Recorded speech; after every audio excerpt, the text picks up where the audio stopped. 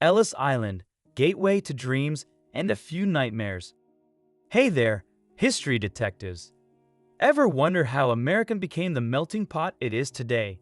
Buckle up, because we're diving into the fascinating and sometimes a little bit crazy story of Ellis Island. Get ready for a historical journey filled with hope, hardship, and maybe a few laughs along the way. So, what exactly is immigration? Imagine moving to a brand new country, like trading your old playground for a super awesome, mega-sized one. Immigration is when someone moves to a new country and plans to stay there permanently. It's like saying, "Hello, new home." And who are these brave adventurers? They're called immigrants. These are the folks who pack their bags, say goodbye to their old lives, and set off to build a new future in a different land. Think of them as the ultimate pioneers, exploring new territories and cultures. Back in the late 1800s, America was like the hottest new restaurant in town, and everyone wanted a table. Immigrants poured in from Europe, each with their own story. Some were reuniting with family, others were escaping tough situations back home, and many were simply chasing the American dream. Imagine the scene. Ships packed tighter than a clown car, families clutching their belongings, and the air thick with anticipation. The U.S. government needed a way to manage this massive influx of people, and fast.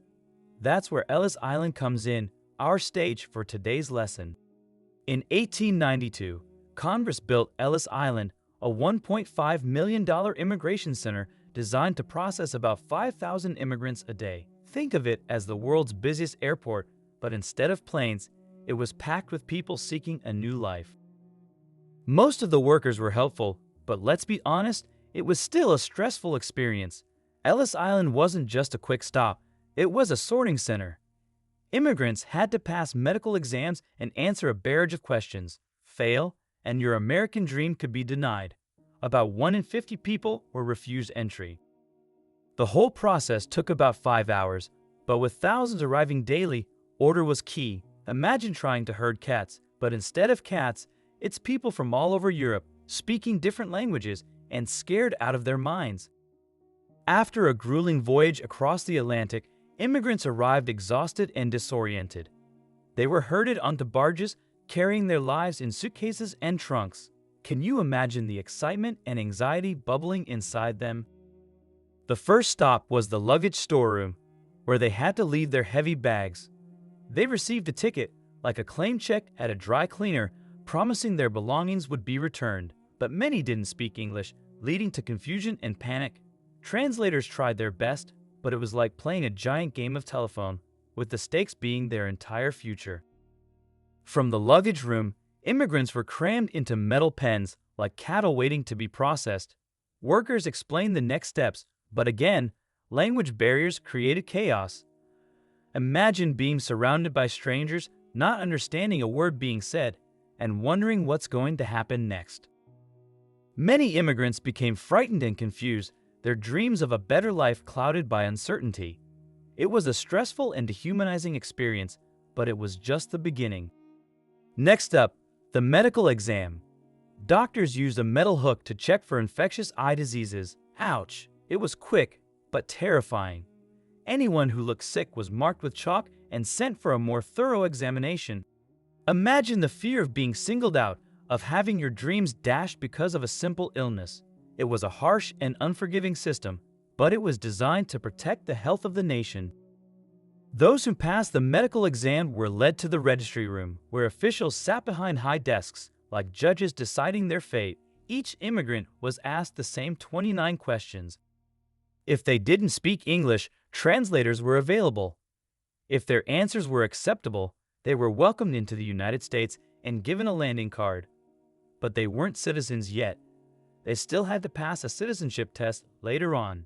Ellis Island was just the first hurdle. From the registry room, immigrants were escorted to a long corridor known as the Kissing Post. Here, they reunited with family and friends, tears of joy streaming down their faces. In this corridor, you could buy travel tickets, exchange foreign money, and reclaim your luggage. You might even get a boxed lunch, but once you left, there was no going back. It was a one-way ticket to a new life.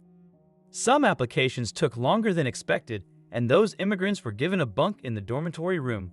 Imagine a giant room filled with rows of bunk beds hanging from the ceiling. During the day, the bunks were raised to give people more space. A simple meal was served, and everyone was given water. At night, the bunks were lowered for sleeping. It wasn't luxurious, but it was a place to rest and wait. There was also a hospital room for emergencies and minor illnesses. People weren't turned away for everything. It was a place for healing and a reminder that even in this stressful environment, there was still compassion. Ellis Island was designed to help immigrants and protect the people already here. The process was organized and efficient, and the workers tried their best to make the experience as pleasant as possible. Once people left the center, they were on their own, relying on family and friends. There was no government program to help them. It was up to them to build their new lives. But Ellis Island did its job, processing millions of people and shaping the future of America. Did you know Walt Disney himself passed through Ellis Island as a young child? Talk about a magical beginning. Ellis Island closed as an immigration center in 1956. Today, it's a museum and part of the Statue of Liberty National Monument. You can visit and see it for yourself. So, what can you do with this newfound knowledge? Visit Ellis Island virtually or in person. Explore the museum and learn more about the immigrant experience. Research your own family history. Did your ancestors come through Ellis Island? What were their stories? Share this video with your friends. Help spread the word about this important piece of American history. Leave a comment below. What did you find most interesting about Ellis Island? Don't just be a passive observer. Become an active participant in history. Go forth and explore.